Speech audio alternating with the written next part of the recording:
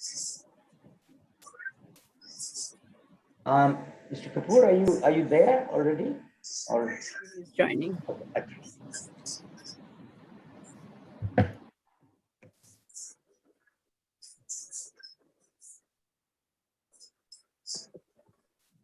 Good evening and welcome.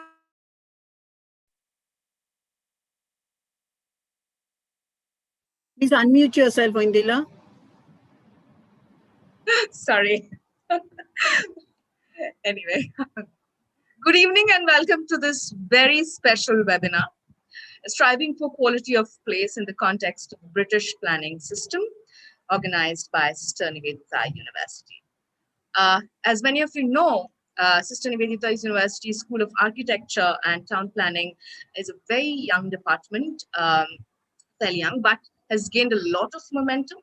And we are looking to learn from global leaders in the field. Today's session will be somewhat like that. It's such an attempt to learn from none other than a very renowned personality in the field of architecture, Mr. Colin Haylock. Thank you so much, sir, for being a part of this webinar. Give the audience a brief intro about him. Mr. Haylock is an architect planner with over 45 years experience spanning the public, private and educational sectors. He's now running a specialist consultancy focused on producing quality environments through planning and a partner in a small architectural practice working primarily in heritage and other sensitive topics, environmental topics. He led a multidisciplinary environmental design team for Newcastle upon Tyne City Council for over 10 years, during which he initiated the Europa Nostra award-winning Granger Town project and worked extensively on major development projects across the city, from the urban extensions of Newcastle Great Park to the East Quayside redevelopment. He was the president of Laurel Town Planning Institute in 2012, and since 2000 has been involved in National Park on the design dimensions of planning and regeneration through roles in CABE, Commission for Architecture and Built Environment, continuing with similar roles with the Design Council following the abolition of the Commission in 2010. Other than that, he's into academics as well. He was a visiting professor appointed at the UCL through, he was a member of the Boris Johnson's London Mayor's Design Advisory Group, and until recently, a member of the planning committee for the Old Oak and Park Royal Mirror Development Corporation. He's an expert advisor to Historic England and a High Street Star Spokes expert working on the regeneration of High Street across England. Thank you so much for joining us all the way from Newcastle. It is a pleasure and it will be truly an opportunity to learn from you. Thank you, Mr. Haylock. And we also have another guest today. We're very fortunate to have him here, Shri Pradeep Kapoor. He is the Secretary General of the Institute of Town Planners, New Delhi. He has an experience of over 36 years, and in fact, has been the Secretary of ITP New Delhi for around 12 years now. After completing his master's from IIT Kharagpur, he went on to achieve several milestones, from being an assistant town planner to chief town planner. He is associated with several reputed institutes as their board and Senate member, and we are extremely thankful for him today as well for being with us. This will be truly an enriching session, I can see, and I would request our Vice Chancellor of Sister Nivedita University, Honorable Vice Chancellor, Professor Dr. Dhrubajyoti Chattopadhyay, to give the welcome address. Sir? Good evening. Good evening, Oinrila. First, I should thank you for giving the introduction of our very esteemed speakers and panelists. I must, on behalf of the 3-year-old university, welcome the Colin Haylock, who is actually the past president of Royal Town Planning Institute, who is the key speaker of today, as well as our esteemed panelist, Chief Pradeep Kapoor, who is the Secretary General of Institute of Town Planners, India, New Delhi. We are really very happy that our Director, School of Architecture and Planning, Professor Munish Chakraborty, for organizing this very interesting webinar, where we are going to get a chance to listen about the 40 years of surviving for quality of place through British planning system, and then the panel discussions between Sri Pradeep Kapoor and Professor Manish Chakraborty. I must thank Madam Meena Bush, our HR Industry Connect, Indrila, and all other participants who are present over here to be with us during this webinar. Just before beginning, I wanted that that this school is absolutely a new school for us. But though it's a new school, we are trying our best to establish and give the maximum exposure, because the town planning is one of the area in this eastern part of the country is not very well actually. The students has got no chance to get the exposure to that. So this architecture and town planning together in our school will definitely help. Now, I was just thinking about the birth of the town planning. Now, after the much public debate in the later half of the 19th century about this urbanization and how it should be controlled, the unplanned suburbs were springing up at an alarming rate in large cities. And the problem of how town and city environments could be made better places in which to live generated much lively new thinking. And after that, only in 1890, we found the Garden City movement. And after that, we could see that the work on the chosen site at Letchworth began in 1903. And by 1914, it housed 9,000 inhabitants. And this Letchworth and Hampstead initiatives are the main inspiration behind the 1909 Housing and Town Planning Act. And the roots of this UK town and country planning system as it emerged in the immediate post-war years lay in concerns developed over the previous half century in response to industrialization and urbanization. But after the outbreak of the Second World War, we could find that a ministry was established on 7th February 1943 under William Morrison. The 1947 Act was in effect nationalized the right to develop the land. The Planning and Compulsory Purchase Act 2004 made substantial changes to the English development plan system. And from that time onwards, we could see that how the different systems are being activated. Now, the strategic environmental assessment is a requirement under the European Union laws. Planning policy guidance notes are also being gradually replaced by planning policy statements. There are minor variations, but the Localism Act 2011 introduced wide-ranging changes to the planning system in England. The bill introduced the legal provision under which local communities could develop neighborhood plans. So we are very much, we want to thank very much to our speaker today, because there is an opportunity for us to understand this 40 years of the travel of the quality of place to the British planning system. Thank you, Professor Colin. I also like that today's discussion is going to be a major interest to all the participants who are present over here. Thank you. Namaskar.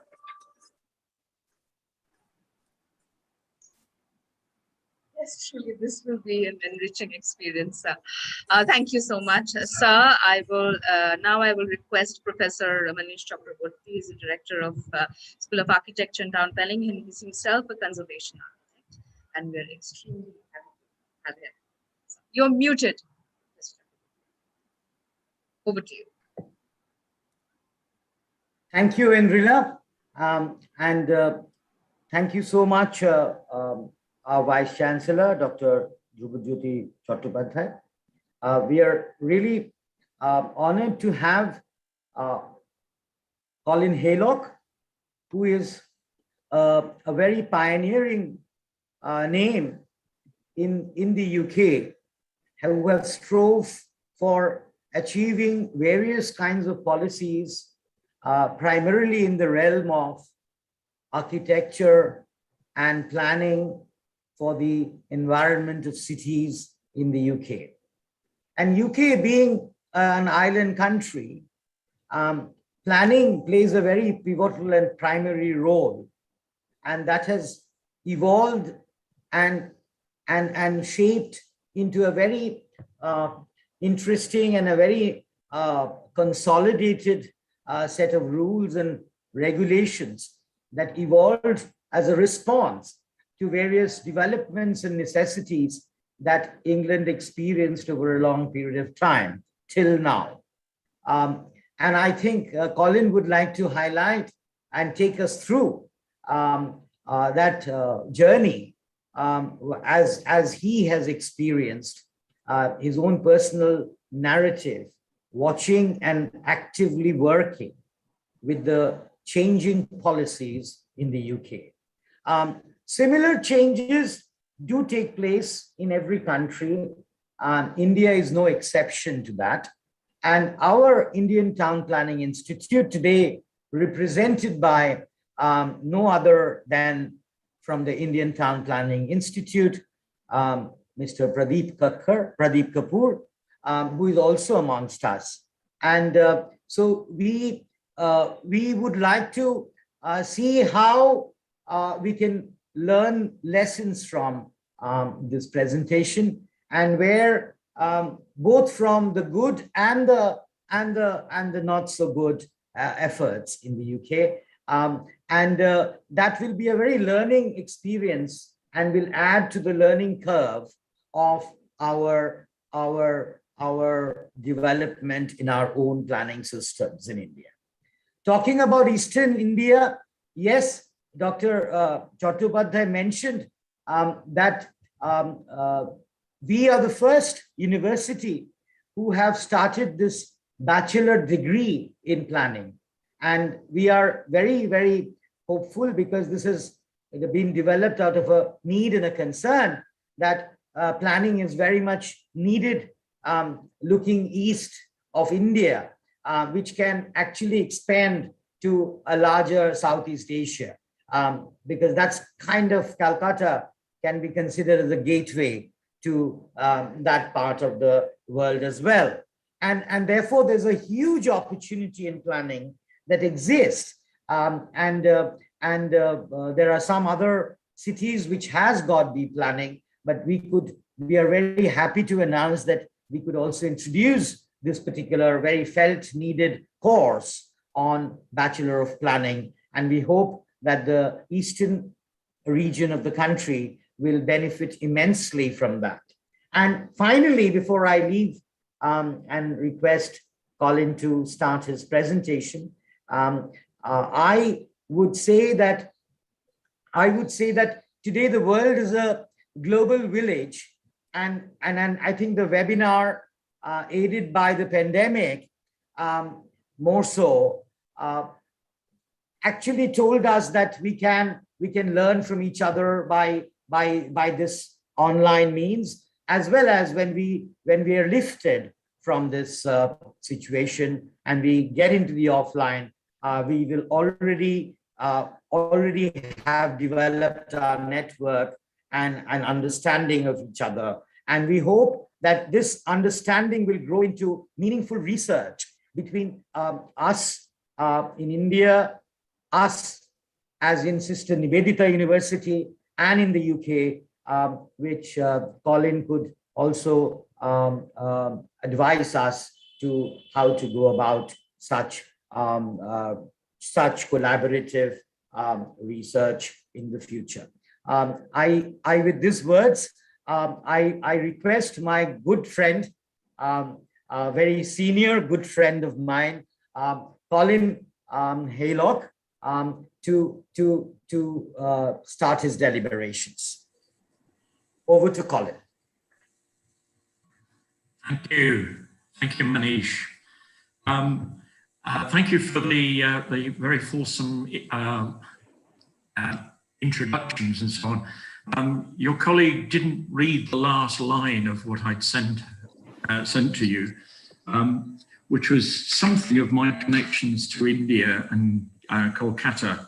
I've been twice, or actually I've been 3 times, twice to meet Manish.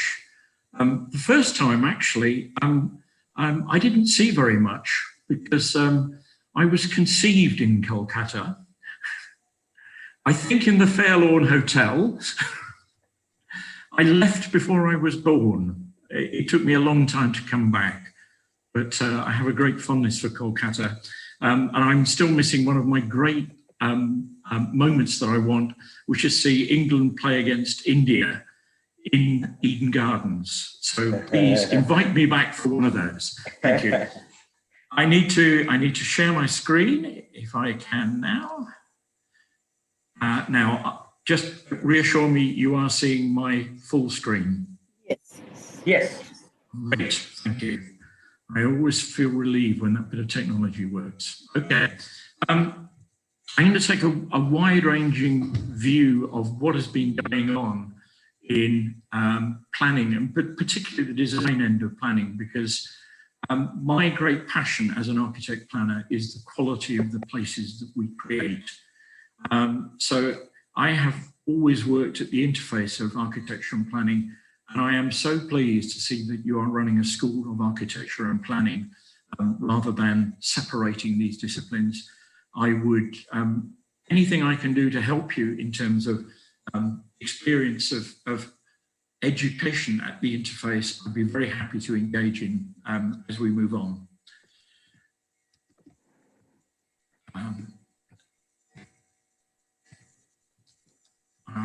He's not, right, fine. Manish assured me that the Indian planning system is similar to the English, but I thought I'd better just set out a few key points about the system, which might help you understand some of the things that we're going through. Firstly, that it's discretionary. It is led by policies that are in local plans prepared by local planning authorities, local government organisations, unless there are material considerations which indicate otherwise. So there's always a possibility of an argument for a development which doesn't directly accord with the plan. All these plans and the actions around planning are subject to government policy and guidance. Most of we have public engagement in the plan preparation process, but culturally, the vast majority of public engagement happens when a planning application is made and people can actually see what the implications of a proposal might be at the end of their street. And I mention this particularly because when I get towards the end, our beloved English government is talking about changing those arrangements now. The government is also deeply troubled by a perception that planning gets in the way of development, and it's trying to speed as much small-scale development as possible by taking it out of the planning system. So I just thought I'd just mark those few key things about the system that we're working with, so that in case they were important to you in understanding the various interfaces and interactions that I talk about. But I'm gonna kick off with, well, how the hell did I get involved and interested in this? And I think it was growing up in southwest London and in Kingston-on-Thames. And it's a fascinating place. What fascinated me about it enormously was the river was hugely important. And I lived off to the south of here, and I used to walk into Kingston along the riverside until I got to, and I think you can probably see my cursor, till I got to this point, at which point I had to come inland because the riverside itself was simply inaccessible. In the town, absolutely fascinating series of spaces. There were 2 market spaces. This is the Apple Market, and this is the main market. And then there was a church and a churchyard. And this was a series of spaces that one worked one's way through. A little Apple Market lane here into the main market, a little alleyway here into the churchyard, round the church and into the heart of the town centre. around here. This absolutely fascinated me. It still fascinates me, and I will close my lecture with a return to Kingston because of something that I'm working on there now. I decided I wanted to study architecture. I went to Nottingham to study this, and during the time that I was there, the professor and head of school was somebody called Arthur Ling, who had worked with Abercrombie on the regeneration plan for London prepared during the Second World War. In his practice office, he was designing the master plan for Runcorn New Town, a new town just outside of Liverpool. With a very, excuse the quality of these diagrams and so on, but they were the best that I could rob, very compelling diagrammatic approach to developing a town. It was based on a figure of 8 dedicated bus route which crossed over in the new town centre. And then the diagram was laid upon existing Runcorn and the topography around it. I was absolutely fascinated by this. Why would I not want to learn about planning and to understand how one delivered really big changes to place? I went to study in Sheffield very deliberately because that was a school which didn't deal on design. That was what I had already mastered in doing architecture. This was about politics, economics, and sociology, the course in Sheffield. I travelled from there to my first job in Newcastle. I obviously enjoy working beside rivers. I enjoy working in towns which have, and cities which have long names associated with rivers. Newcastle is the north bank of the River Tyne here, and just a simply amazing city. And I will talk a bit about various things that we've done there and use that as a vehicle for talking about changing systems of planning.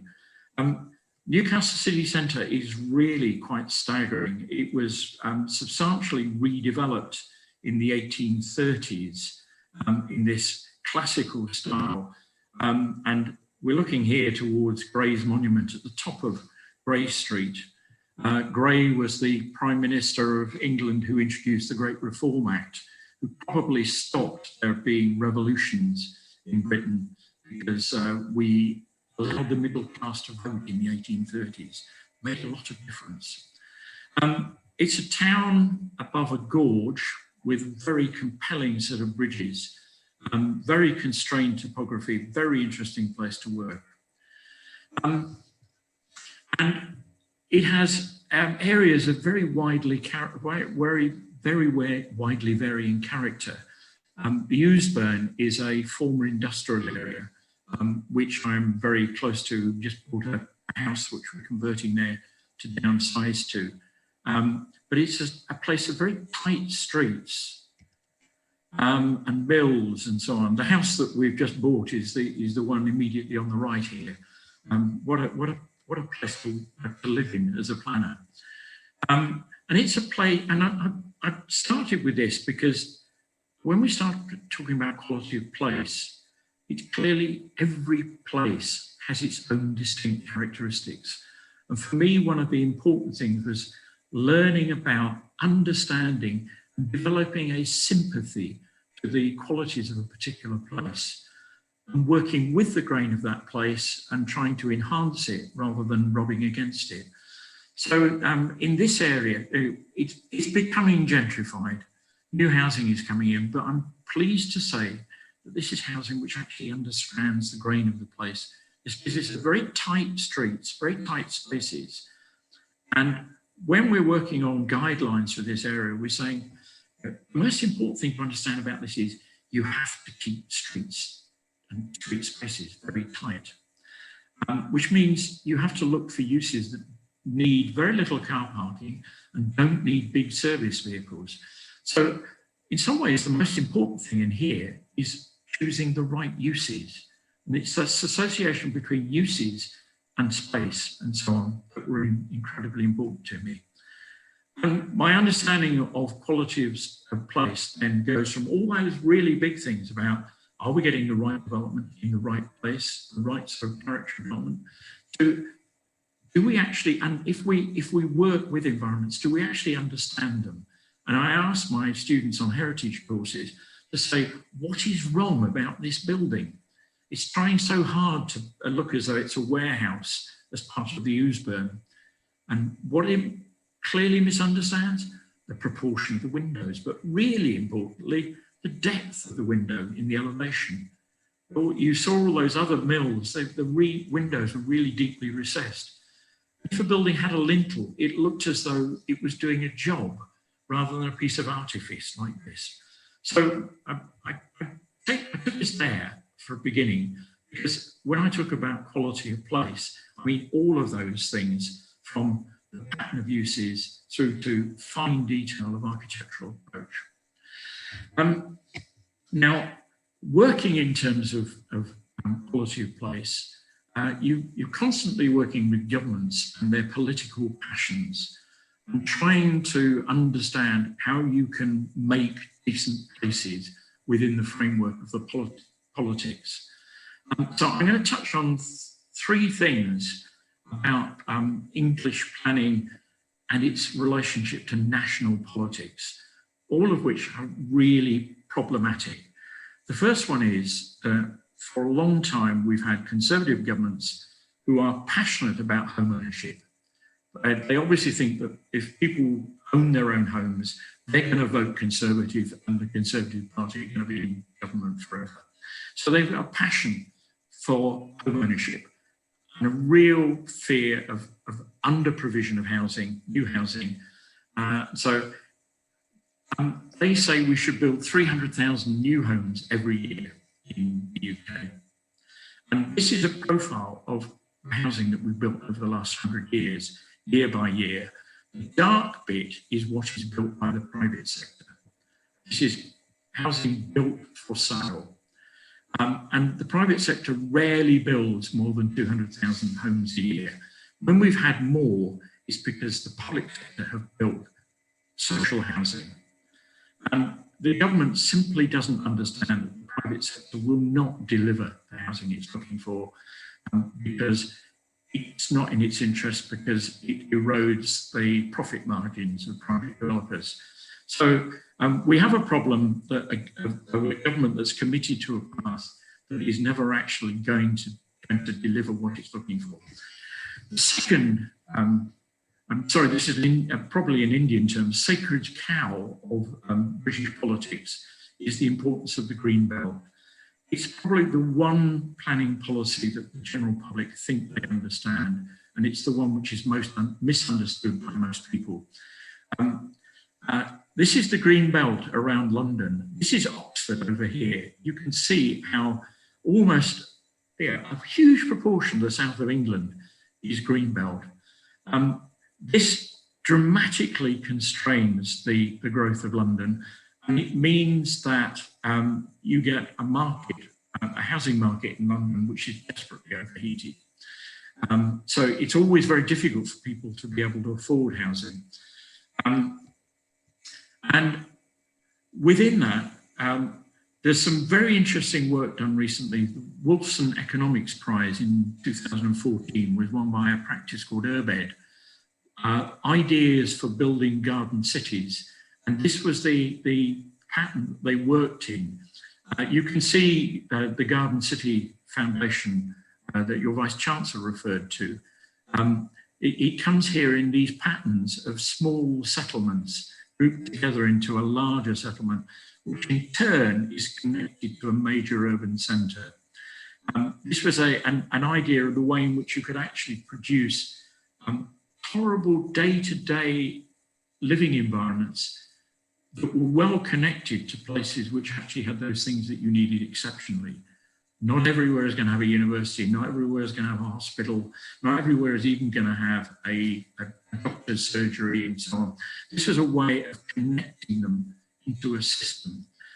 This arrived very shortly before a general election, and the government said at that time, we won't be doing anything like this, because all of these settlements are obviously happening in Green Belt around an existing urban centre. The last one of the political foci that give me problems with the British planning system is, well, the English planning system, is that we just won't address regional disparities. They do in Scotland, which has a different planning system. And Scotland really thinks strategically about where development should happen, how various things are related to one another. I think these are really powerful diagrams. I love the fact that they're thinking outside of Scotland here, down to Newcastle. My mate, who was the Vice Chancellor at Sunderland University, another former RTPI president, said they just need to extend that arrow a wee bit further to reach Sunderland, just further down the coast. They're thinking wider, and they're thinking about connections. They're thinking about the connections between the potential for an enormous amount of zero carbon energy generation by tidal flows and wave power in the areas outside on the west coast of Scotland. But the fact that the majority of demand in Scotland is in the central lowlands belt here. So they're thinking about grid connections and so on. The English government simply won't go anywhere near there. Essentially, if they get into regional, national planning and regional planning, they have to acknowledge the fact that there are enormous regional disparities, which immediately brings the first question, so what are you going to do about them? If there is no passion to do anything about them, why ask the question? That's what's going on in English politics. Right, so having set that broad scene, I just wanted to go to the ebb and flow of government interest in quality of place as a key element in planning. I started my planning practice career in 1974. In 1980, the government produced a planning circular which effectively said design is a very subjective matter. It really has no place in planning. It really quite difficult to work at the interface in architecture and planning at that time.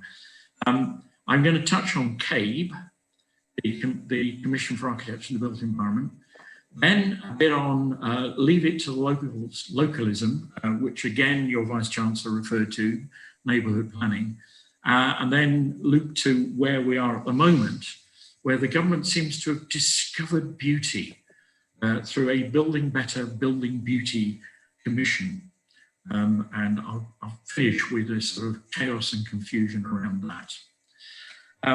But CABE, the New Labour's government's Commission for Architecture and the Built Environment. This is what it was, government advisor. This is what it did. An awful lot of work on design policy, design review, enabling research. Enabling was very fascinating. It was trying to help people be better clients when they were commissioning architects or master planners and things like this. So one of an enormous number of publications, this is one of their publications, helping clients understand what master planning was about and commission master planning wisely. They did a lot of research, they did a lot of dissemination, they did an awful lot of training. They helped every local authority have a design champion, ideally a very senior officer and a very senior member. So it was abolished in 2011 with the Conservative government having come in and not wanting to do this sort of stuff again. But you can, if you look on the web for CABE archive, you can find still accessible these wonderful publications. And very often there's been nothing produced since that is anything like the quality of what is there. And it's still a very, very valuable source. If you're really interested in this area, there's a fascinating book by Matthew Carmona and two of his colleagues at University College London, which looks at the whole business of design governance and what we can learn through that 10 years of the activities of the Commission on Architecture and Built Environment. This was the high watermark of government interest in quality of place. It produced this publication, World Class Places, had a strategy for improving quality of place and a series of objectives. Again, you can find this on the CABE archive. These are the things that they thought were most important. I won't read them out because you can read them. You can read them faster than I can read them. And they're there in this document if you want to come back to them. One of my great friends is a guy called Rob Cowan, who produces wonderful cartoons about planning. If you can access pretty brilliant, Amazon will get you there. Plandemonium. It's a book of cartoons that he has produced about planning. They are absolutely hilarious. I hope you share an English sense of humour, and we'll get most of these, but they are great. So I did a presentation at the time when CABE was being removed, and we were moving on to a successor body, CABE, as a part of the Design Council, and where was that going? And where was that going in the world of a government that thought, actually top-down planning isn't working, so let's try bottom-up, and let's try and empower neighbourhoods to produce their own plans. So I did a quick scamper through some of the issues then, and saying how, well, the previous government seemed to get the business of design and planning. It had Planning Policy Statement 1, which had a link to a CABE publication by design. That publication set out the objectives of urban design. It set out aspects of development form. And this was a language which, because it was so widely used for probably 7 or 8 years, everybody thought this was a lasting piece of language. And it was used by developers, and it was used by architects, and it was used by planners. And as I said, even the home builders appeared to get it, because our speculative home building industry is just, well, in design terms, they're generally pretty appalling. They seemed to get it, they bought into it. There was some really valuable work on the value of good design and the cost of bad design. The publication on the right here, The Value of Urban Design, I thought was absolutely priceless. It compared pairs of environments, new developments, 6 new developments, 2 new developments in each of 6 places. So they were all these developments were delivered into the same market at the same time. But in each pair, one was driven by the principles of good design, the other one wasn't. And what this publication, done with urban economics and state surveyors, what it showed was the well-designed ones let faster and attracted higher rents. So I really love that message, you know, that good design pays for itself. That 10-year period got us some great cities, great public buildings, an increasing understanding of the language of effective design. And as I say, most people using and sharing that language. And again, another Rob Cowan cartoon. Most people using and sharing the same language. It was great. I could have conversations across the developer planner divide, and we just used the same language. We understood each other. Rob Cowan again says, but of course it wasn't always that way. Sometimes people went off on one in terms of the language. But in 2010, we got a new government with new agendas. It was looking to localism. It was looking for a reduction in policy. It was looking for a reduction in guidance, and to some extent, questioning the value of design. A rearguard action fought by people who had spent a lot of time actually, I was one of these, writing some of this guidance. I helped write the work on, it's here somewhere, the design and access statements, how to write, read and use them. We said, well, actually, out of all of that guidance, if you pick just these 7 things, you will actually protect the vast majority of the really good progress that we have made. Can I just interject? Can I just interject here? Yeah, sure. Is everybody able to hear Colin properly? Everybody is hearing Colin properly? Yes, yes. Because your voice, okay. So your voice seems to be, if you can increase the gain of your device a little more, that would be nice. Because so everybody can hear him properly, is it? Right. I have another headset with a headphone. Shall I convert to that? That's okay. You can continue. Okay, thank you. Right. Okay, I'm going to skip on through this because there's an awful lot of really useful bits in here about the value of design review in the process and the way in which we fought to protect the qualities of what we had learned through that CABE process.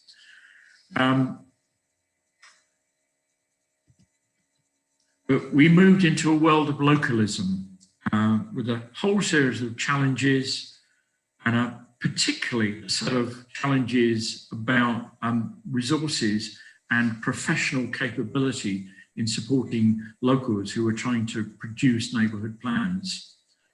And I'm just going to say, right, as part of that, this was the business of government learning about the difficulty of community engagement and the great difficulty in actually getting people to engage in the plan-making process rather than reacting to detailed development proposals, which I will come to at the end.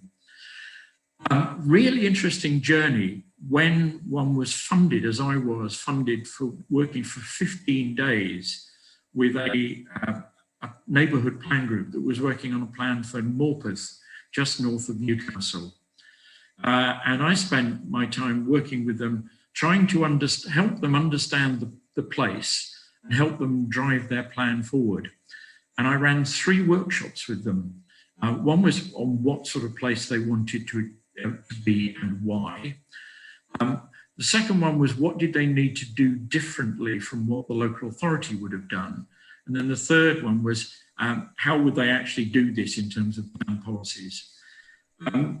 What was fascinating was playing back to them what they described in terms of the nature of their place, because you realised that a heritage group that spent every week going through producing a longer and longer list of buildings that they thought should be protected suddenly came to understand the place better because of the way in which we talked about it. So the importance of separation from the surrounding settlements, the importance of the fact that you could hardly see this place from the A1 major road that passed it. But when you left major roads and came into it, you didn't dribble into the place. You went round a corner, you went over a brow of a hill on a road, suddenly you were there. And the way in which circulation in the place worked, and the importance of that, and the difficulties in terms of making connections in the place, which brought us to eventually a approach to handling change and plan and development in the place, which worked best with their understanding of the place. They really struggled to get there without the professional advice. There was a question there.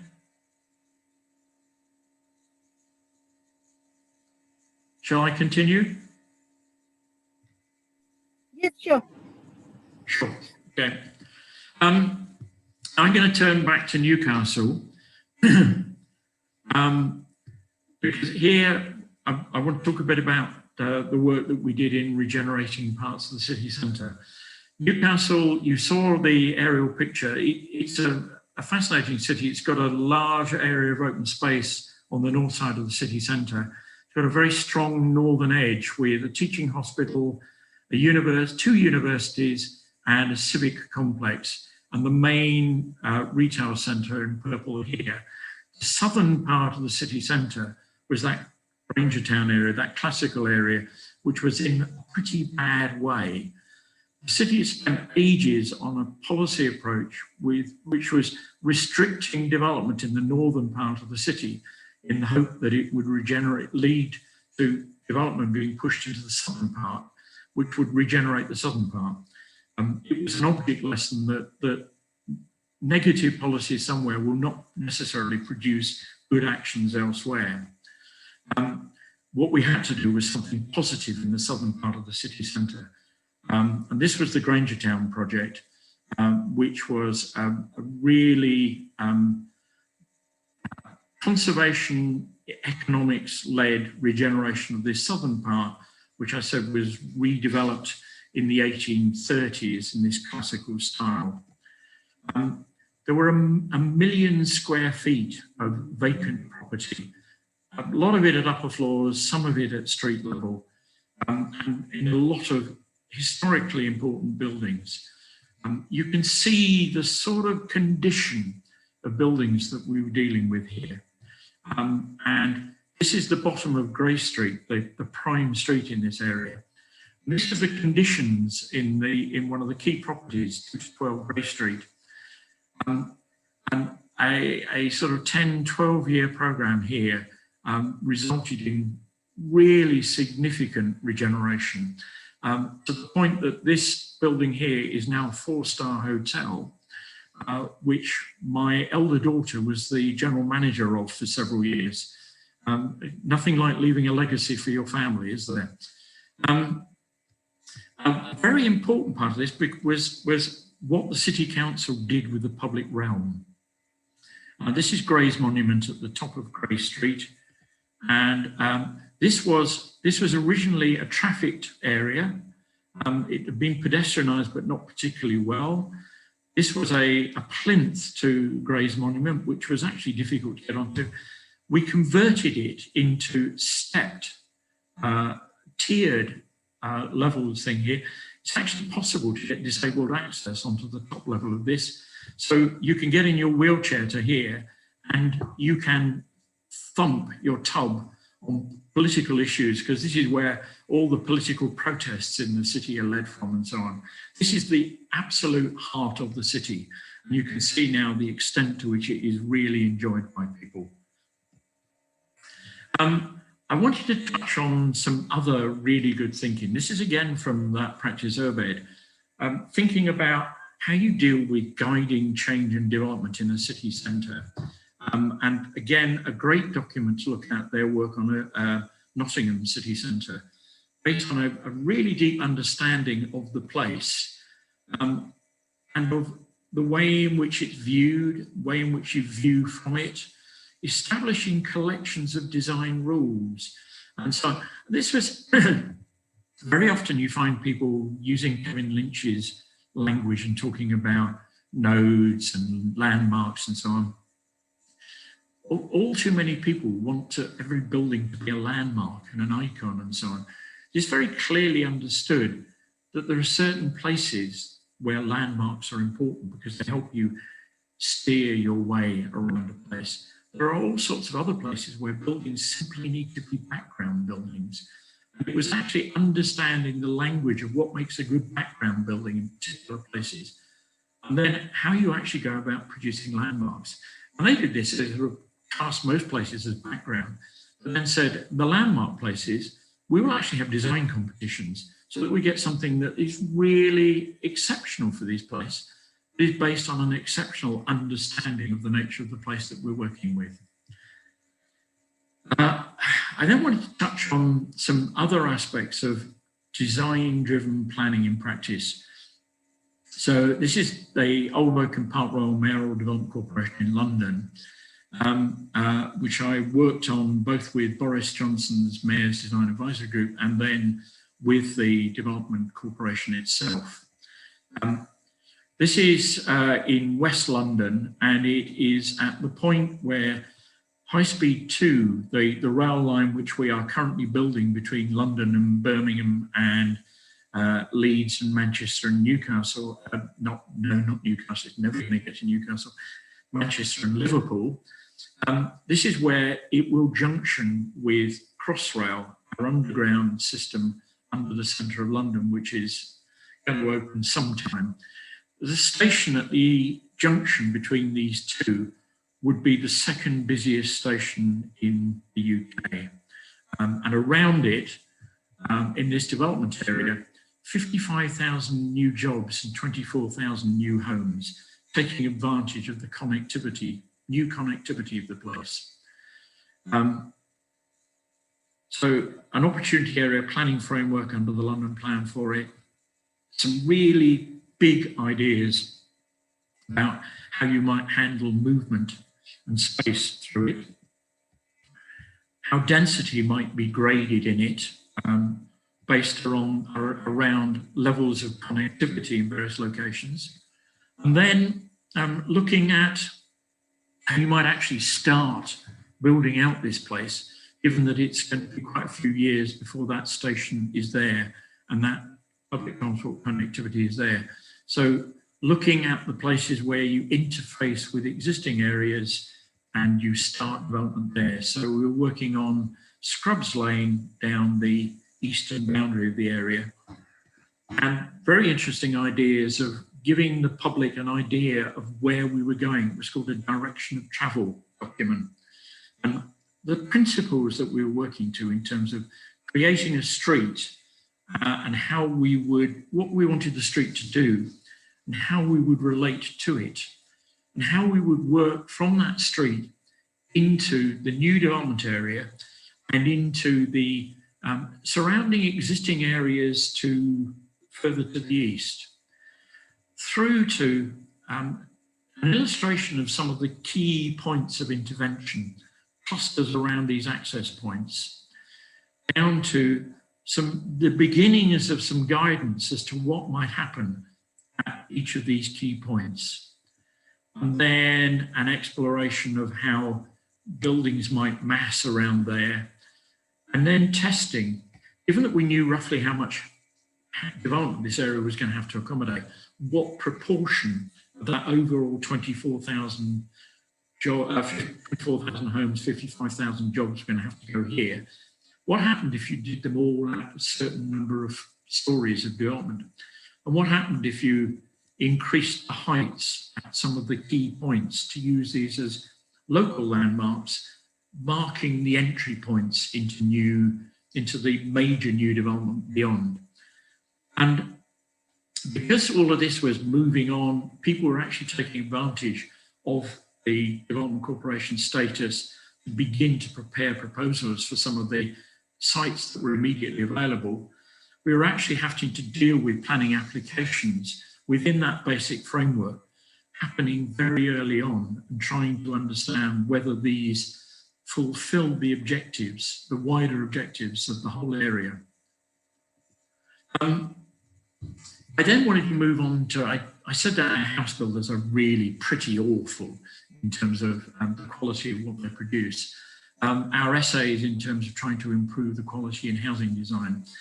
I've been involved in this for a long time at various stages, most recently with an organisation called the Place Alliance, which did a recent housing audit, which showed that we've learned a bit over the last 15 or 20 years, but we've still got a long way to go. This is one of the illustrations that I use to show just how far we still have to go.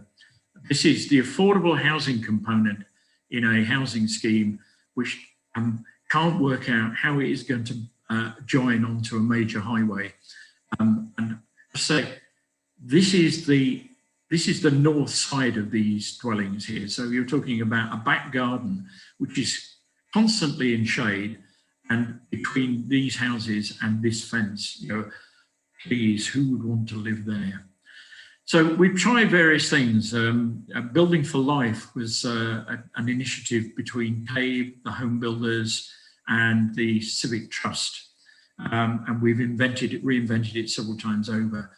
A series of principles about integrating into neighbourhoods, creating places, elements of the relationship between streets and homes.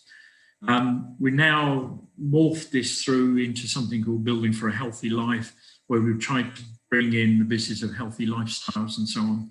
So even more attention to active travel and things like this.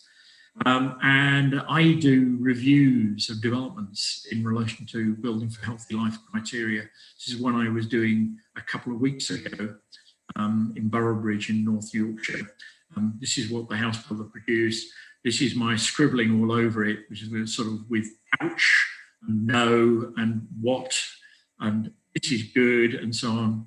Yeah, trying to work out in detail whether this is actually producing a decent quality environment.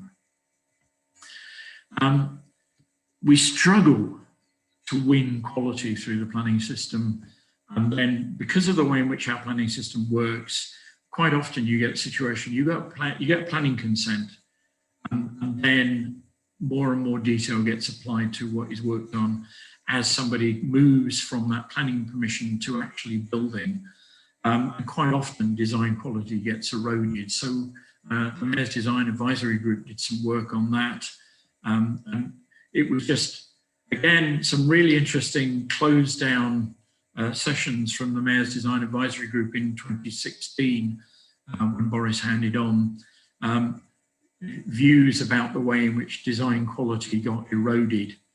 And a way which the Old Oakham Park Royal Development Corporation used to try and protect against erosion in design quality. I'm going to close with some stuff about where we are now in our government thinking. So our government is completely rethinking the planning system. I said at the beginning that we had this system where there was public engagement in plan making process, but very few people did engage with that. Most people reacted at the end. The government's sort of trying to turn that completely on its head and almost remove the business of planning applications, saying we'll deal with it all right at the beginning of the process. So huge changes in this to the way in which we make our plans, the way in which we manage development, the way in which we get money out of development proposals to pay for public infrastructure. And it's a really terribly, terribly confused document because this Conservative government is all about deregulation, but at the same time, it wants to secure beauty. And it has a sensitivity about neighbourhood planning. And it claims things about reducing bureaucracy, but not reducing standards. So do watch this as it unfolds, because this is a nightmare scenario that is unfolding for a British planning system, which actually, in reality, hasn't changed all that much since 1947. So what we're moving to now is new local plans will divide the entire local authority area into 3 categories: areas for growth, areas for renewal, and areas for protection. Areas for protection are things like conservation areas, green belt areas, and so on, where planning applications will still be required. Areas for growth are ones where they would expect to have sort of strategic plans, master plans, things like this. The renewal areas are really, they're still really messy in terms of what guidance there would be there. But it's almost like you prepare codes, guides, and things like that. And basically, if your proposition coincides with those, then you have an automatic consent.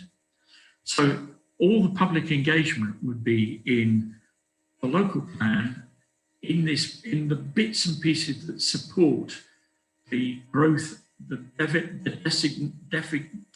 definition of the growth area or the renewal area. There wouldn't be, for growth and renewal areas, there wouldn't effectively be planning applications. So there'd be no opportunity for the public to protest when they saw what the implications were of those propositions. A lot of stuff of making this move faster by doing it digitally, and talking wonderfully about the number of young people who are now engaging with the planning system because we're doing it digitally, and forgetting that actually you're excluding an awful lot of people who are not digitally savvy. Oops, Development management driven by all of that above, limited applications, public, a real pressure to grant consent for development, and something called a fast track for beauty. So if you met certain beauty criteria, you followed a pattern book or something like that, you would get a consent very quickly. So really quite radical changes, asking an awful lot of questions about how the hell we actually do this. So the Building Better, Building Beauty Commission produced this publication, Living with Beauty. The government had produced some work on a national model design code. And in essence, if local authorities haven't produced their own local design guidance, then developers will will resort to the National Model Design Code as the guidance that they follow. And if they follow that National Model Design Code, then they get an automatic consent. I think we all know that the subtleties of place and the variety of place and so on is that no National Model Design Code is really going to get anywhere near capturing that. And if that is the path into a fast track for beauty, surely not a good idea. I'm sorry that this is a wee bit blurred, but this was the radical change in public engagement, and this fuels the government's perception of what public engagement is all about. It's all about resistance. So one person is saying, I live in a very nice area. I don't want it to be spoiled by new development. The woman is saying, I live in a quite nice area. It could do with being improved, but any change would probably be for the worse. The radical guy on the right is saying, I live in a sort of really horrible area, but no one thinks needs to be protected from the very worst development. So I'll fight it tooth and nail.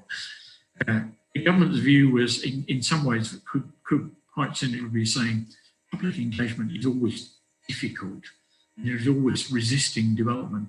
So let's move it out the front where it's least likely to happen. So the government seems to think that something like the American zoning systems is probably gives more certainty to the development industry. So development is more likely to happen, and we need it because we need all that new housing. I don't know if any of you have ever looked at New York City's zoning handbook. It covers 14 different ordinances, and the totality of the document runs to 1,300 pages. It's not good for public engagement. It's not good for development. It is very good for lawyers. I said I would finish by going full circle with my passion for place and the way in which we work with place. And I'm back to Kingston, and I'm back to stuff about Kingston now. My master's level teaching with University College London is very deliberately with them, because they have a wonderful group of very bright students from all around the world. And my work is on urban design, and it is all about the interface between architecture and planning and how we use planning systems to help shape and create great places. And it's quite amazing when you work with these students and they get to the business of their major research projects. And it's amazing how many of them are really looking at the way in which the pandemic, the COVID pandemic, has changed our perception of and use of places. And one of my students is working on the way in which the pandemic is relating to the changes in high streets, and in particular in our metropolitan centres. So these would be, in London, these are the metropolitan centres, places like Kingston, Croydon, Ilford, Romford, and so on. The second centres in London. If you're in Manchester, they'd be Oldham, Rochdale, and so on. These are the places which are not the major urban cores, which are accessed almost exclusively by high density public transport. These are places which are very much more mixed, are quite strong.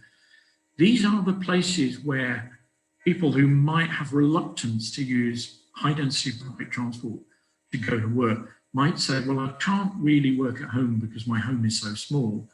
I want to work close to home, but I want to have a decent collection of support facilities. And it's looking at the way in which working close to home can actually help transform these places, because these places have suffered dreadfully with the migration of a lot of retail to online. And that was happening before the pandemic, and it's been reinforced by the pandemic. So we're looking at ways in which vacant retail floor space here can be converted to employment hubs where people can actually go to work close to home and have all those sorts of support facilities. We're looking at what the car parking is used for. If it's not used to support retail, can it be converted to other uses? Or is it needed to support working close to home? I find it absolutely fascinating that, well, 50 years after I left Kingston-on-Thames, I'm coming back to working on Kingston-on-Thames to think about how it has changed, how it has changed in those 50 years, how it will change in the future, and how alongside those changes, the endearing qualities that I talked about in terms of the Apple market, the main market and things like this, how these just keep getting more and more new, attractive lives. That's it. Thank you. I will stop my screen sharing now.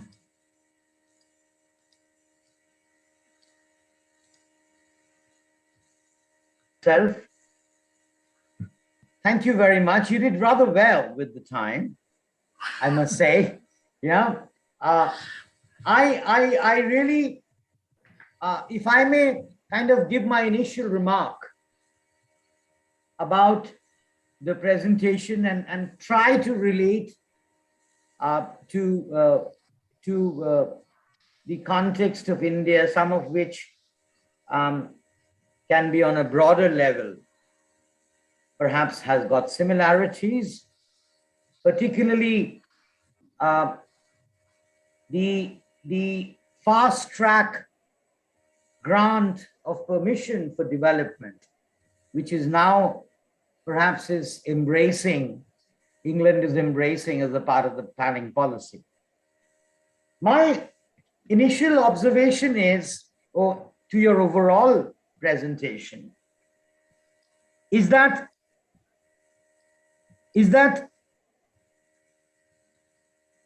by and large, over a long period of time,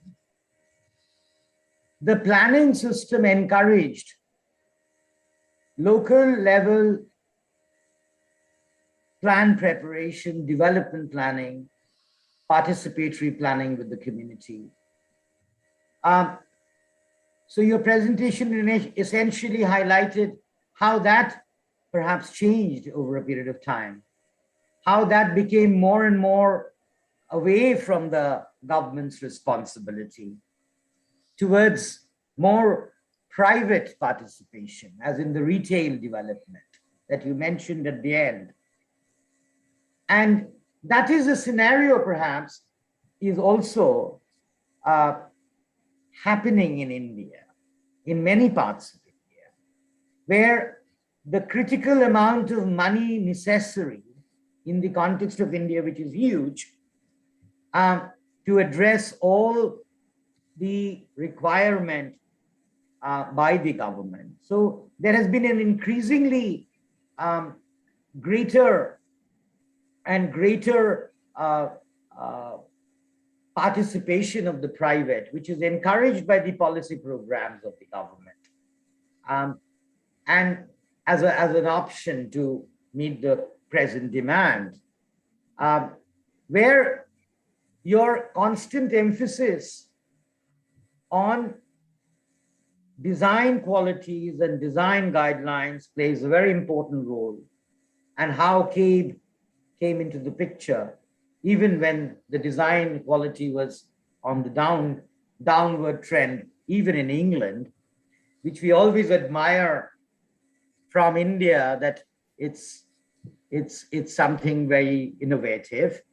And that is perhaps a very compelling task of how government increasingly become perhaps a very fashionable word called enabler, which actually enables a lot of impatient development, a quick profit motivated development. And that perhaps I could sense a similarity in your presentation in the context of today in the British planning system. And perhaps in a developing situation like India. I read this in this overall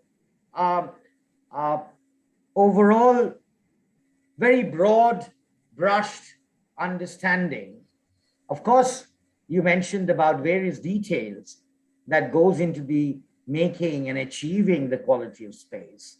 But how you ensure the quality of space in this onslaught of private sector development, which is rather impatient to go from one development to the other as quickly as possible. And how do you address that in your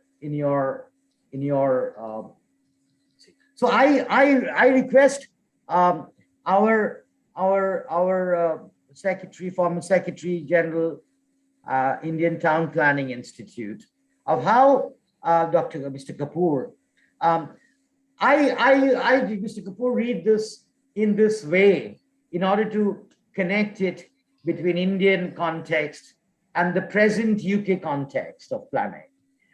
If I may say so, Colin.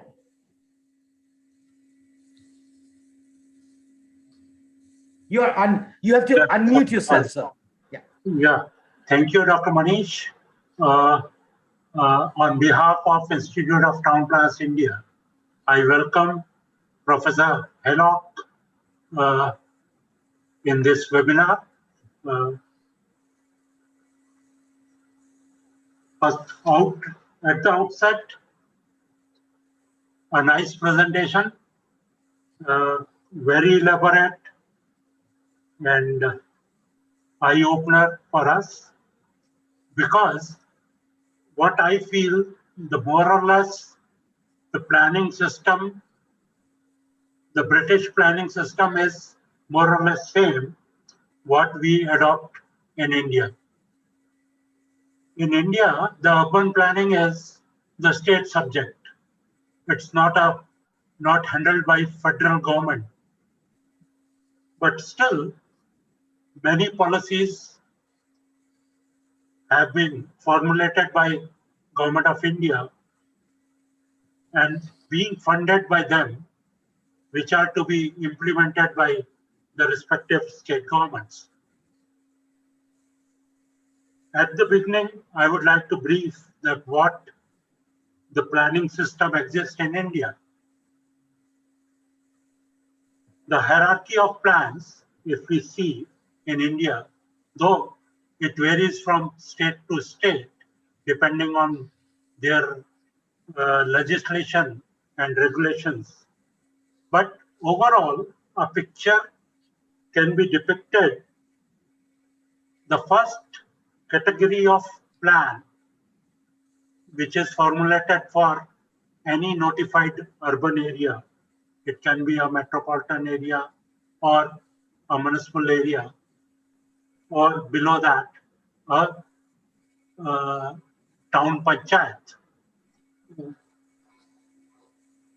Till recent past, the urban development was not a priority sector, neither at the federal government level or with the state government.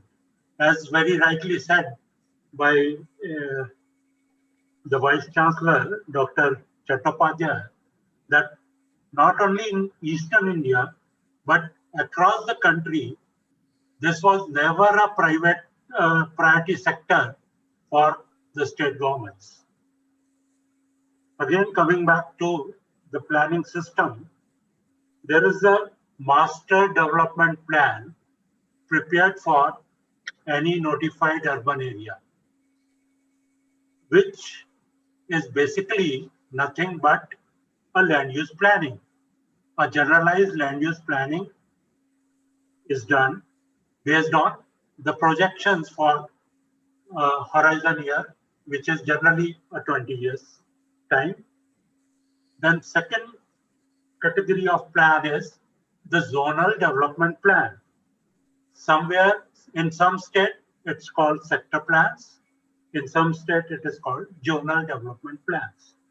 And third in the hierarchy of plans is the town planning schemes, which has the maximum details of that particular area for which a scheme is formulated. In the year 1993, the federal government brought a 74th Constitutional Amendment Act. What it says, under the 12th schedule of the Act, the urban planning was delegated to the third tier of the government, which is the municipal bodies, the local bodies.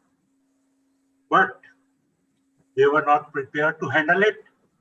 Even today, there is no political system, or there's no awareness about the master planning at the local level. Still, in most of the states, the master plans for urban areas are prepared by the town planning department of the state governments. And in the name of public participation, the local elected councillors, they are invited when the draft is prepared for their views on that. And unfortunately, they are not mature enough to understand the master plans. So again, the state government approves the plans and passes on to the local authorities for implementation. And you can imagine that when one doesn't have feeling of belongingness, or they don't own that master plan, how we can think of the implementation will be done by them in the right spirit.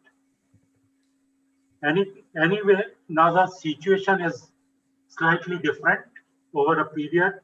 I would like to say that in the last 10-15 years, the priority has been are being given to the urban development sector.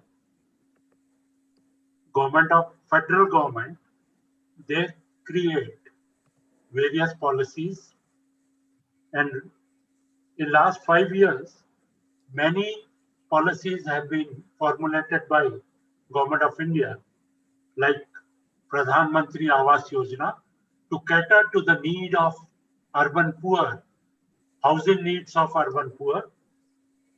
Then there is a smart city mission, which has identified 100 cities for world-class infrastructure development in those cities.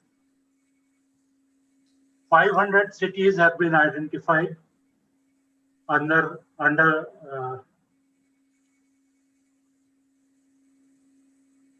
infrastructure development as Amrut towns, Atal Mission for Rejuvenation of Urban Areas. Then there is Swachh Bharat Mission, Clean Cities, lots of funds have been flowing through that. Another important sector of urban development is urban transportation. And in India, very few cities have efficient urban transportation system. Now, with the support of Government of India, I think 10, 15 years back, we heard only in Kolkata, the metro. Now, more than 15 cities have metro rail as a public transport system in urban areas. Next, recently added component in urban areas is tap water connection. And Government of India has opened up a new ministry as Jal Shakti Mantralaya, and funds are being flown for urban area as well as rural area to provide tap water for every household by 2024. These are some of the schemes, and as far as the budgetary provision is concerned by Government of India, besides the state government, for 21-22, 54.5 thousand crores have been earmarked for urban sector, which is 14% higher than the actual expenditure of urban sector in 2019-20.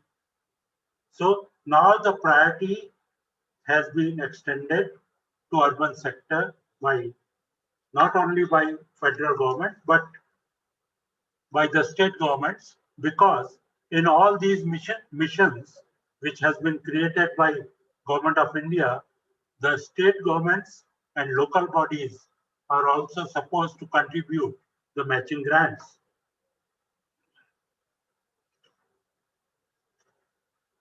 So this is all about the planning and the financing of urban development. But I would like to share with you that there is a gap between planning and plan implementation, because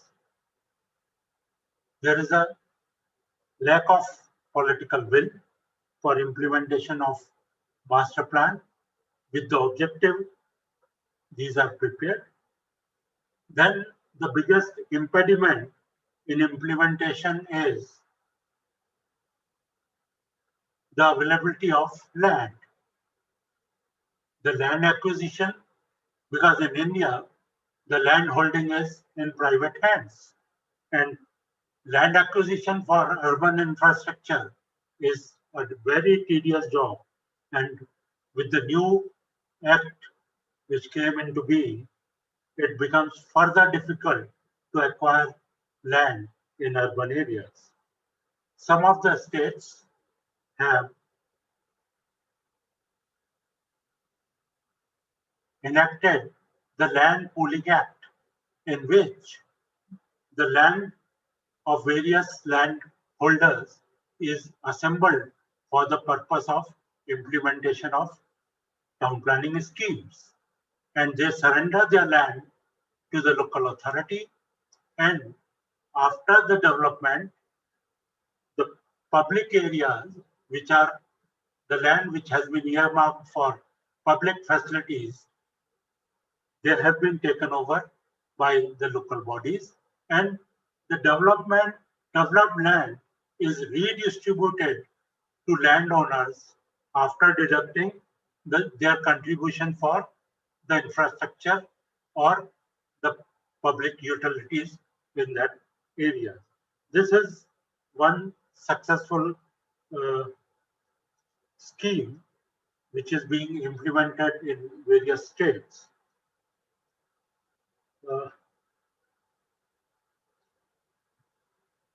Then another impediment about the implementation of master plans or town planning schemes is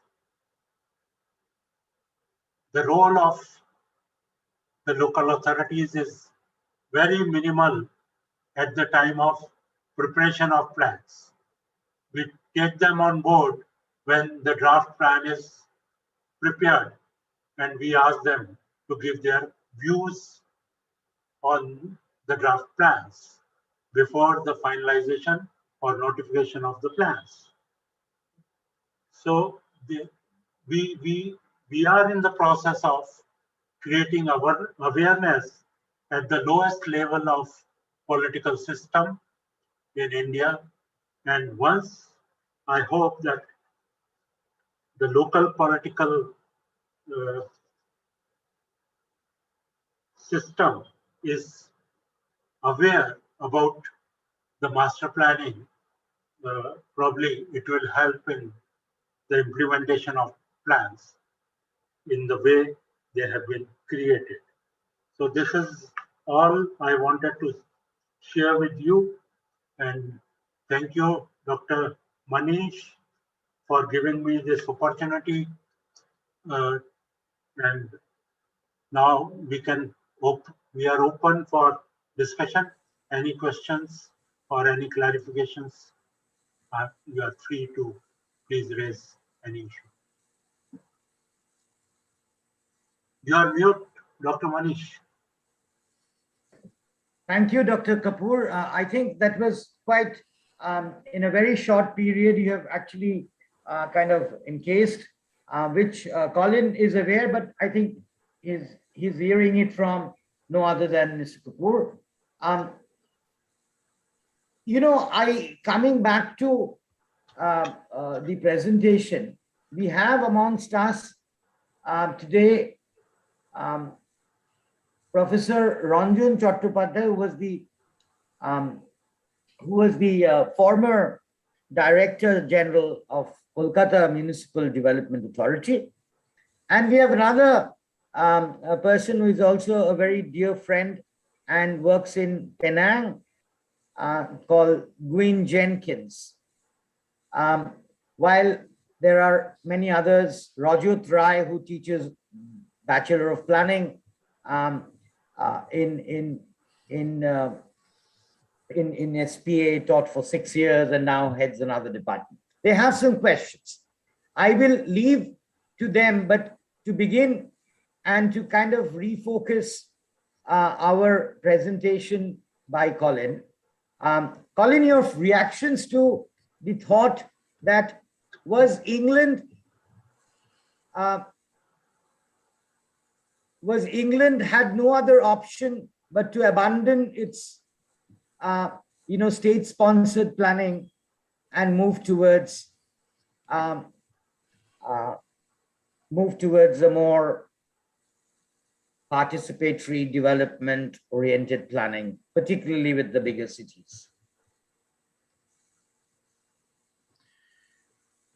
Right. Thank you, Pradeep. I find myself always sort of embarrassed by, if you like, the limited understanding that I will inevitably have of the Indian context. And so I'm always anxious about the extent to which one can draw direct comparisons, even if in pure administrative terms we operate similar systems. You know, if the legal framework is similar, its interpretation will inevitably be different. I'm acutely mindful of a strange contact I had on my first trip to India. I was reading a book about it was some guidance to help somebody who was actually going to live in India for a while about how to engage with India. And a woman sitting next to me looked at this and said various things. I'll tell you what it's really about. And she told me other things. And she asked me what I was doing. And she said, my brother is very senior in the ministry in India. You need to send him one page, because he's a very busy man, one page on what he should do with the Indian planning system. When I got back, I sent just a 2 or 3 line thing, saying, I wouldn't dream of advising you. I don't understand it well enough. And the worst thing that you can do is import wholeheartedly Western guidance because your context is different and you need your own, you need your own appropriate responses. So I was always embarrassed about the extent to which things were transferable when I was talking about stuff here. But there are a few things that occur to me. Firstly, in your school, your headline is a School of Architecture and Planning. And I very desperately hope that you are actually in that helping educate architects who understand planning better, and through that maybe actually producing buildings for their clients that come with a better understanding of the place in which they're working. And I hope also that you're producing planners who can better help work with architects and developers who may not have the understanding that your students are bringing to the equation, to help them understand better how to work at the interface with the place. And more important than everything that I've said is this business of the acute understanding of place and how to work with it. One of the constant factors in here is that in the middle of all this, there's a sort of, if you like, one way or another, there's some political legitimacy that's given to things through a planning consent or a license or whatever it is that you use to do this. And we also struggle with politicians who don't understand planning enough. One of the big things that CABE tried to do was to actually produce more and more material and work more and more people who would work with councillors to help them understand the planning challenges of the places that they were administering. There are interesting models. Actually, one interesting thing in Britain recently was that in Northern Ireland, when the peace agreements really began to bite in and government was working reasonably well, it's fallen over subsequently, but we moved control of planning from being a government organisation to a local authority organisation.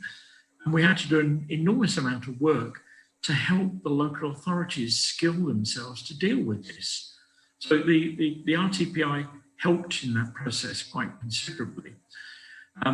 It ran an organisation called Politicians in Planning Association, which allowed politicians who sort of understood that they had significant planning responsibilities but wanted to understand them more, help them network with each other.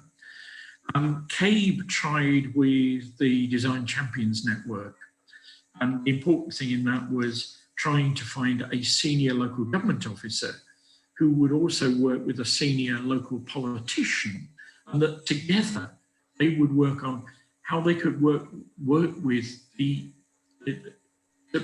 best interests of their place in planning terms, at the interface between the executive in the officers and the politicians in terms of having to make the difficult political decisions, or persuade their fellow politicians that something was a wise thing to do.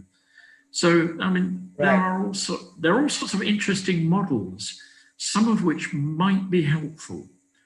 In major metropolitan areas, I don't know how your metropolitan government works, but London is a great example where there are 32 boroughs plus the City of London and then the Greater London Authority. They all come together in a learning network called Urban Design London. They all put a little bit of money in and they all get a lot of learning out. So, yeah, there may be some models that would help in this struggle of politicians actually understanding and feeling comfortable with the importance of planning to them and how to deal with the interface between what the public sector can reasonably control and finance and how to help use private finance wisely. Right. So Right. one hell of a challenge, though. Yeah. Yeah. I could see. But in between, in India, we have one more, hierarchy between planner and politicians. That is bureaucracy. So that is another challenge. That is another challenge. First to convince the bureaucrats, then convince the politicians.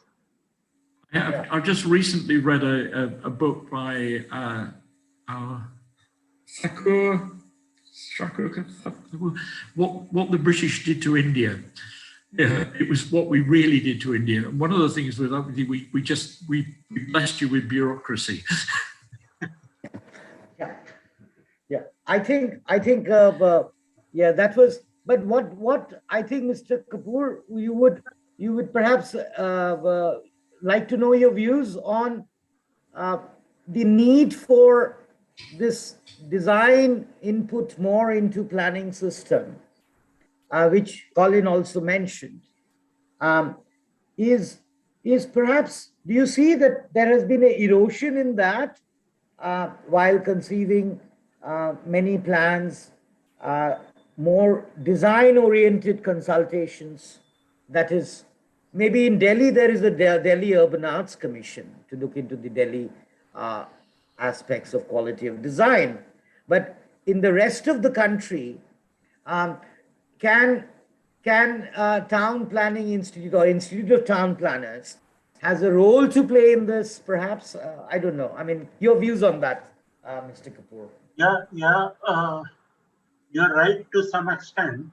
But, in India, the urban design is the second stage of the planning, urban planning.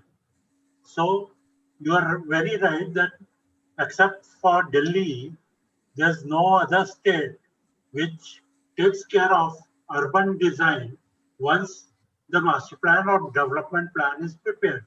At the time of the implementation of that plan, the urban design part comes into the picture. Yeah. Which is not there so far. And this being the state subject, I think with the Delhi experience, most of the state governments rather, again, the bureaucrats or politicians, they think that if we create this kind of body, there will be another hurdle in implementation process of the master. Right. That is the general, mentality in the state governments. Right. Right. We would Ranjan Chattopadhyay would like to highlight a few more points. Ranjan, are you there? Yeah. Ranjan, can we hear something more on this line of the presentation from you? Because he kind of headed the Department of Planning in the Kolkata Municipal Development Authority. It's a very important, and I had the opportunity of teaching with him. So Ranjan, I would like to hear your. Yes, I was Director General of Kolkata Metropolitan Development Authority, KMDA. So I am just participant in this program. Kapoor is a very good friend of mine, and we are working a long time, both in different areas, in organizational areas. We have worked together, and I know Kapoor is very much aware of the Rajasthan situation, not only Rajasthan situation, all over the country. A lot of information is moving in every states, and he has received a lot of information regarding the town planning plan preparations and implementation procedure also, and different problems also in different areas. But my working area is mainly on Kolkata metropolitan area initially, initially means long 34, 40 years, where I faced that in Kolkata, in West Bengal, in any rule, it's not mentioned that government or any authority, they have to prepare the master plan. It's only mentioned under Town Planning Act that they have to prepare land use and development control plan, and that is basically with some zonal control regulation. Nothing else is there, and they have designated power. They have handed over the power of implementation to the local authority, and actually nobody bothers about this plan. KMDA prepared this plan and hand over to other authorities. So no development is controlled by this plan. That's the real situation here in West Bengal. And but Right. in participatory planning, what Kapoor mentioned, the local authority, they have not mentioned in one plan that in Bengal Municipal Act, it's mentioned that they all local authorities, they have to prepare the basic development plan, not basic, sorry, draft development plan, DDP. And in KUSP program, Kolkata Urban Services for the Poor program with GFID, if all municipality, they have prepared with the participatory process their development plan. But after preparation of that development plan also, that is not implemented properly. That's the most thing, that reality, what Kapoor is already mentioned, it's, they have not realized that that plan has to be made. But my experience is little different. I am working now with master plans of Odisha and Andhra Pradesh also. 7 towns of Andhra Pradesh and 4 towns of Odisha also. But in Andhra Pradesh, my experience is different. Even a small municipality, when we are discussing in local level about the master plan, they are mentioning that this thing is not implemented in earlier master plan also. So they are a little bit aware, and their local municipal corporation in one town planning office is there. One planning officer is also there. So the situation is little different in Andhra Pradesh, and I think Odisha also. Andhra Pradesh is much better, I think, in that aspect. So situation is, what Kapoor is mentioned is almost, implementation procedure is almost same in everywhere, and West Bengal is, I think, it's no implementation in master plan or plans, only development schemes they are preparing and they are implementing that. So we have to improve this situation, what Kapoor is mentioning, and we have to concentrate on implementation factor also. And now we are working in the local area plan also, and local area plan can be implemented, and the urban design aspect can be considered in the local area plan, what I believe that can be implemented in local area. That's all my observation in this. Right, right. We have a little, yes, Mr. Kapoor. Ranjan, you very rightly said, recently I was also in Andhra Pradesh. Yes. Probably the way they are moving ahead, Yes. they have appointed one planner in every municipality, Yes. Right. to create awareness among the politicians, among the common man about the urban planning. Yes. And Right. they are helping out the local bodies for preparation of plan and how to address the issues of local common man. So that model, I think it should work, and once it works, probably other states can also follow. Right. Yeah, Because I remember. creating I like to awareness add is one very line. important. Yes, I'd like to add one line with this. And another important thing, the local level planning office in Andhra Pradesh, that we have received lot of planning data from also, which is very Yes. difficult to receive from the Yes. other areas. Yes. So local planning is keeping all the planning data required for the master plan and plan preparation. We are getting easily from there also. Yeah, there is no denying that, the size of India and the scale of India is so huge. A comparison to the size and scale in the UK perhaps is not comparing orange versus orange, right? In terms of planning system. But this thought just came to my mind right now, that do you think, Colin, that the whole movement of conservation of buildings and places, which has gained momentum in India over the last 1 decade or so, is a bit like your initiative way back in 1990s in Granger, in Bradford, and history loves repetition, maybe in that regard. Before Colin says his words, sorry, Manish, I forgot to mention that in 2015, Government of India started another mission for heritage conservation named as Hriday. And Yes, and the in Hriday each- and yes. yeah, in each states they have identified few Yeah. cities Yeah. for heritage conservation Yeah. and restoration.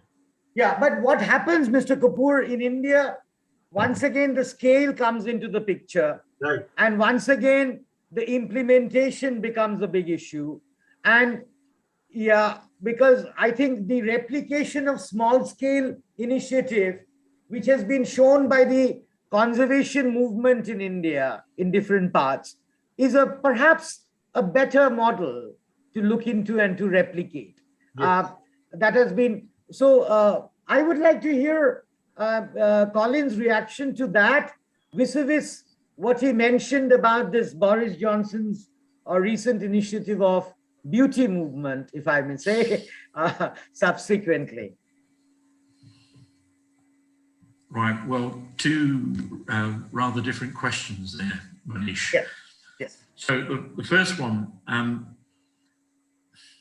I think there's a bit of human nature that sort of loves a lasting association with a place, loves to be able to feel a rooted connection to place that goes with buildings and spaces and so on that are familiar. There's an enormous reaction to loss of cherished environments. And it's in some ways, it's probably a good place to start from in terms of public interest in the nature of urban change, because it's the one that sort of gathers people together. So it's fascinating working with Centre in Newcastle, where we did some work where we asked people, we asked businesses what were the things that were most important to them about their property and about the places around them, and what was most important to them in various dimensions and so on. And you've got these wonderful contradictions where what I really like is being part of such a distinctive environment in central Newcastle. What is the problem? Living and working and living with, working with, and having to adapt a listed building.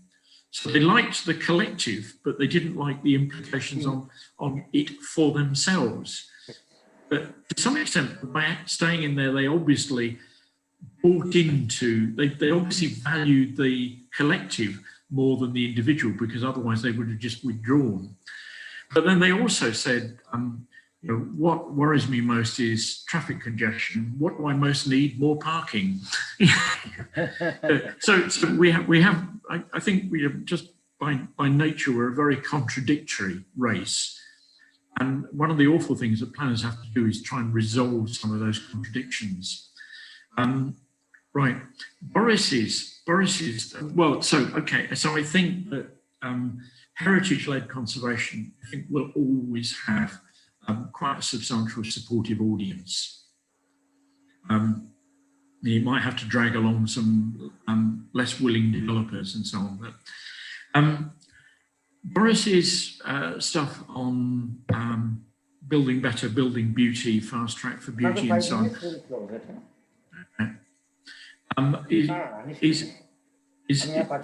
Manish, you need to. Sorry,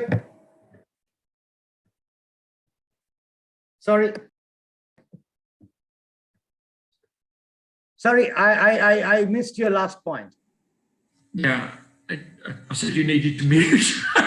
Yeah. Right, okay.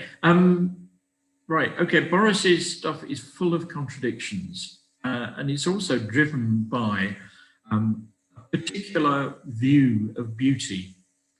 And it tends to be a very traditional and very comfortable view of beauty. It's intriguing when you look at material that goes with their ideas of pattern books and so on. None of it involves recent development.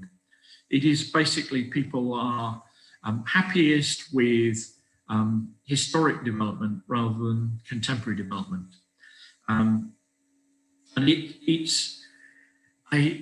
was I'm doing some work at the moment in support of a local pilot on design coding, which our ministry is trying in 14 different authorities around Britain. And when I read it and so on, it says, you know, sort of things that might come through in there is traditional materials, so the use of red brick in the Midlands and warm stone in the Cotswolds, and you're thinking, actually, life's infinitely more complex than that. And when I look at the references that are talked about in terms of pattern books, is one of the things. Like if you adopted a pattern book, so you actually follow that. Well, my street here in Newcastle it came out of a pattern book. It was a late Victorian pattern book. And finally, if you want to produce more late Victorian housing, you have a pattern book. But I'm not sure where the pattern books lie for contemporary development. So we're just going down the line of just producing more fake traditional places. Right. That would get, if you went down that line, you'd quickly get a consent. So it's actually something that Prince Charles was sort of very fond of. If you come across his work in Poundbury, in Dorset, that sort of work, that's the sort of work that will sail through the new planning system. Yes. Yeah, that was the question that somebody asked, what does Prince Charles has to say about the beauty movement? He thinks it's wonderful. He thinks it's absolutely wonderful. One of the challenges that we had when we were working in Old Oakham Park Royal Development Corporation, the Greater London plan had what is called a density matrix. So it was appropriate densities for different parts of the city, dependent on public transport accessibility and broad context. And so you had to follow that density matrix. You could only go above it if the scheme was mitigated, if the issues were mitigated by good design. Right. Now, nowhere in the plan was there a written in blood definition of what good design was. So constantly we were having to say in Old Oakham Park Royal, this is outside the density matrix. It's producing more development. It's needed to make the site work viably. It's needed to work to produce enough affordable housing. So is it well designed enough? Is it meet that threshold of mitigated by good design? And that was what they had experts like me there for, saying yes, it was. Yes. Or no, it wasn't. Right. Yeah, thank you so much. I'm afraid we've gone into some very difficult territory. I know this is difficult to grasp, this whole idea of planning system, but you did it marvelously well. I think at least it kind of sparked these questions in the minds of the people. And that's fantastic. I would like to say thank you so much to you for agreeing to come and talk to us and share your views on the British planning system. And I only tried to link it up with the efforts of planning in India and no two places are identical. So no two places planning policies can be identical. But there is lessons learned. Lessons can be learned. Like historians are very useful for any politicians. There's always a post called state historians, right? State historians are very important for the present government as well. And therefore, I think these lessons of yours over a period of 40 years perhaps hold some lessons for micro planning, which adds up to macro planning. And I think that is a sensibility that we perhaps will grow. We will definitely try to inculcate the design aspects in our curriculum of planning, which is, I think, very important because our local level implementation arm is very weak in terms of design understanding, where implementation kind of rests on design. And therefore, you're not on your own on that, Manish. It's weak in the British system as well. It's weak. But I would like to end with this hope that one of the biggest or two biggest town planning institute in the world, if you want to add American Planning Association, APA, I think there is a lot of synergy that can be built in the coming years.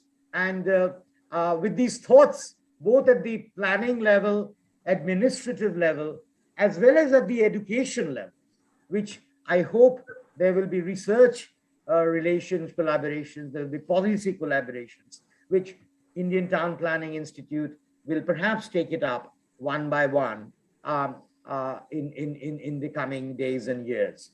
But we hope to see you in Calcutta and in India. And for that match at Eden Gardens. Yes, at the Eden Gardens. And we also would like to explore how research interest of mutual interest can be explored, so that we can actually build that consciousness that is the basis of perhaps addressing the implementation of our plans, which are always set in a very good objective, but like in all other countries, perhaps doesn't get or doesn't reach to the desired objective because of lack of certain things, lack of some of which we identified today very succinctly by some of the participants. Thank you very much, Mr. Kapoor, and thank you very much, Colin, and all the participants. Thank you very much. I request Ina Bose to thank everyone and put the presentation to an end. Thank you, Manish. Before you say the final words, Colin, you can think of coming to Rajasthan also, where planning is a tradition for last 300 years. Yes. Thank you, Manish. It was a very enriching, very learning session. Thank you, Mr. Haylock. Colin has done a wonderful presentation.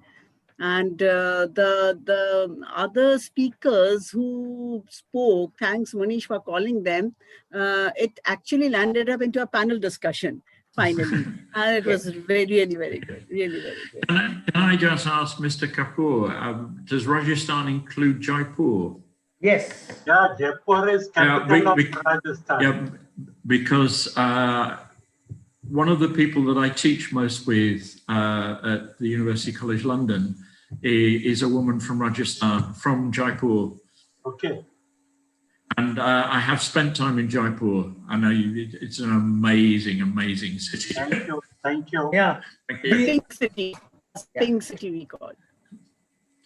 Thank you. We have with us Inadi Guin from Malaysia in Penang, which is a fantastic, interesting city with a lot of contradictions of heritage and development, like in many places in India. And it's a World Heritage City.